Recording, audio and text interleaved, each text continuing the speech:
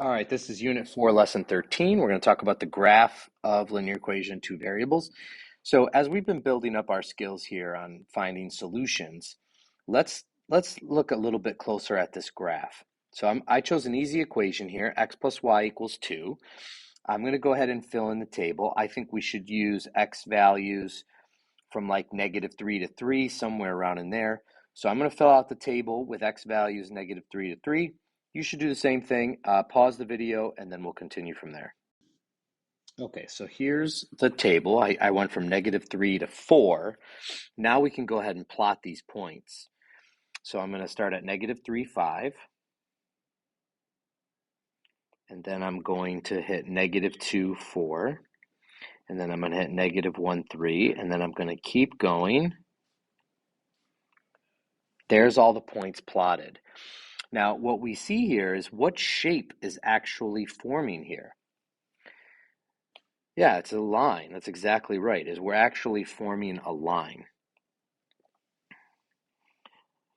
And you may not believe me. You may go, well, I don't actually know for sure that in between these black points that I plotted, maybe the graph does something else. Maybe it goes way over here. Maybe it goes way down here. So if you wanted to, you could plug in a point in between. Like you could take 1/2, x equals 1/2. You're going to find out that the y value's 1.5. You could take, for example, -0.25, and then you're going to find out the y value lands right there.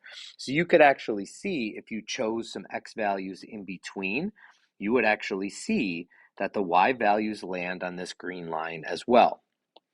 So when we have an equation in two variables, we go from having, at the beginning of this unit, we had an equation in one variable, had a single solution.